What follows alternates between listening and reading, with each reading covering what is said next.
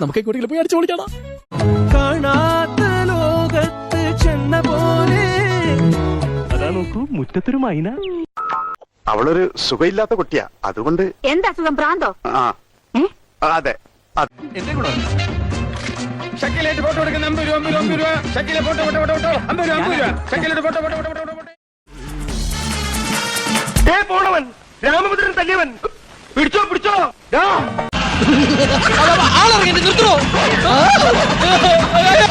ഇനി നമുക്ക് ഫ്ലൈങ് പൊക്കിന്റെ അതി കഴിക്കാം.